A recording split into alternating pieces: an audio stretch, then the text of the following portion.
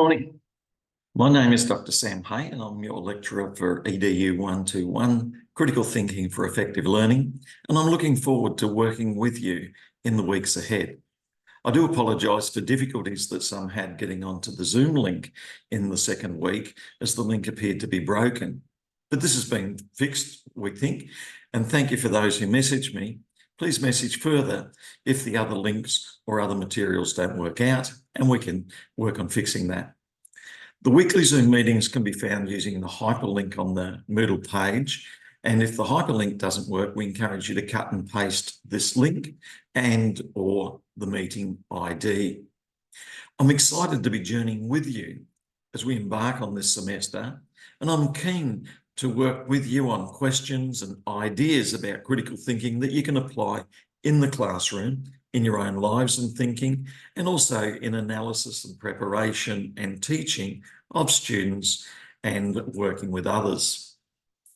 Please email me if you have any questions. I've written an introduction to my background that I've put on the Moodle web page, and I encourage you and request that you put a brief introduction to yourself on the web page as well, if you've not done so already. Thank you to those who've done that.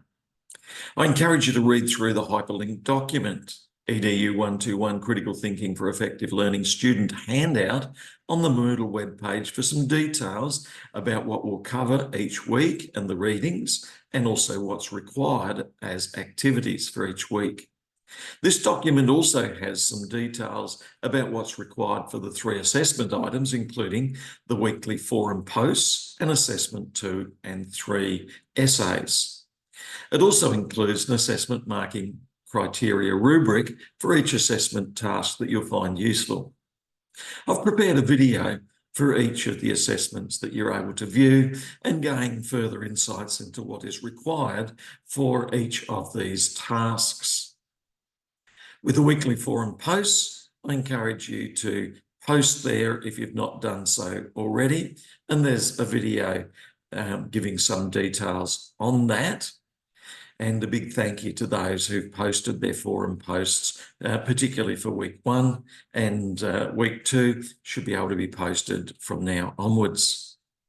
I encourage you to look at carefully and read the resources for week 1 on critical thinking, and also to think about the ways in which you can apply these in your teaching, and you can also apply them in the assignments such as assignment 2 and 3.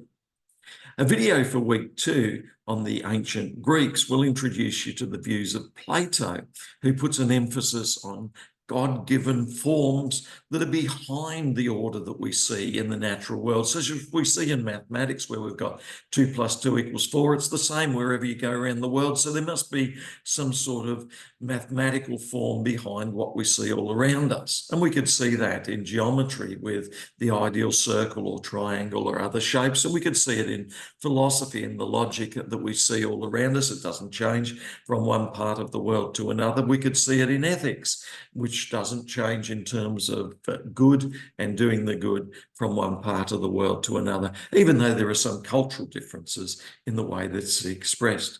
So Plato is famous for writing about this sense of order and forms that appears behind the world, and Christian thinkers and people of faith have often seen that as one of the reasons why we have faith in God in terms of the order created in our world. And when we read Genesis 1, we often see a similar emphasis on order and goodness that's in the world, and you can see that in natural animals and birds and creation all around us. And you can also see it in physics, in the anthropic principle that certain factors in physics, such as cosmology or gravity, appear to be just right for things to work.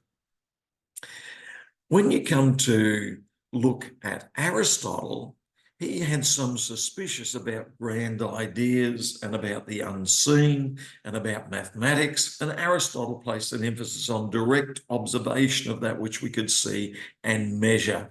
Very empirical, and that too has a great influence on science and measuring and observing and describing and verification. And Christians too have often found great value in Aristotle's idea, and Thomas Aquinas in 11 and 1200 drew a lot on Aristotle when he considered the ways in which we think in philosophy and theology. So the ways in which Christian thinkers can gain insights about the world around them often draw on both approaches: one, direct observation, which we can see in the Proverbs and we can see in Jesus' teaching in parables, and ideas about the unseen realm and the sense of order that we see as described by Plato. So videos of this and the weeks that follow can be found on the Moodle page, and I encourage you to read the material and watch these videos and to post your insights and findings on the forum page, and to bring your questions, thoughts and ideas to the next class that we have in week 4. I look forward to catching up with everyone in week 4, and we'll be able to discuss some of these items, particularly the assessment items, and particularly assessment item 2 that'll be coming up in the near future, and also assessment item 3 in the weeks to come, but particularly in week 4 as we meet together next time. We'll also be looking at the material in week 4 that was covered in week 3 and 4, particularly in week 3 on Christian approaches to thinking, which include an openness to revelation from God through experiences such as prayer and worship, and a sense that God is speaking to us, and through the Word of God, the Old and New Testament, the Bible, and through the traditions and culture and language through which we outlive our lives and we learn from one another, and through logic and reason that we spoke about with Aristotle and Plato, and ways in which we see the natural world and God's revelation and the fingerprints of God in the natural world around us as described by science and mathematics and logic and philosophy and scholarly disciplines in writing, including theology and Christian thinking and Bible. And then in week 4, we move on to look at the study of history and thinking critically in history, and the ways in which an understanding of history and historical events and cultural context and the way in which history is viewed can help us to understand what is taking place and how we can think well.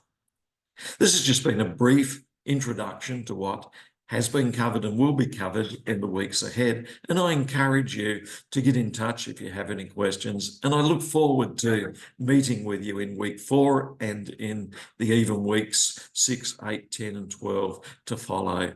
So as we can discuss further the insights from critical thinking and the ways in which they can be applied in our teaching, in the classroom and in our lives. Thank you. And I look forward to catching up in the near future.